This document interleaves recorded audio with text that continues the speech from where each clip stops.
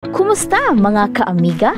Welcome back sa Payong Amiga, kung saan tinutulungan ka naming magdesisyon ng mas matalino sa buhay at pera. Ang tanong natin ngayon, will money make you happy? Totoo nga bang ang kayamanan ay susi sa kaligayahan o may mga bagay na mas mahalaga pa? Alamin natin yan sa video na ito. Unahin natin ang isang mahalagang katotohanan. Importante ang pera sa buhay.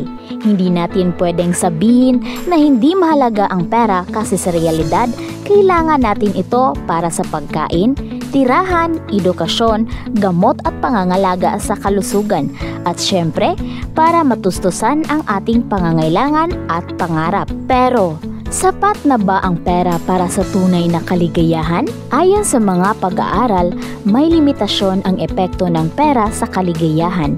Isang sikat na research ang nagpapakita na kapag umabot na ang kita mo sa isang comfortable na level kung saan natutugunan mo na ang iyong pangunahing pangangailangan, hindi na gaanong lumalaki ang antas ng kaligayahan mo kahit pa tumaas ang sahod mo. Sa madaling salita, masaya ka kung wala kang pinoproblema sa pera. Pero hindi ibig sabihin na mas maraming pera ay mas masaya ka. Kung hindi lang pera ang susi sa kaligayahan, ano pa ang mas mahalaga?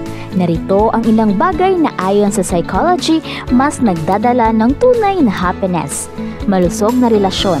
Mas masaya ang mga taong may malapit na pamilya, kaibigan o partner. Karanasan kaysa material na bagay. Ang paglalakbay, learning experiences at memories ay mas nagbibigay ng pangmatagalang saya kaysa sa mamahaling gamit.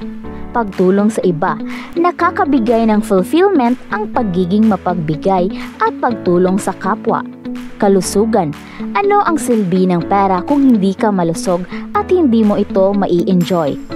Personal growth, ang pag-aaral, pag-develop ng skills at pagkakaroon ng purpose ay nagbibigay ng mas malalim na kaligayahan. Bagamat mahalaga ang pera, may mga sitwasyon kung saan ito ay nagdudulot ng stress at hindi kaligayahan. Kung masyado tayong nagiging obsessed sa pera at nakakalimutan natin ang ibang mahalagang bagay sa buhay. Kung ginagamit natin ang pera para sa status lang at hindi para sa tunay na pangangailangan.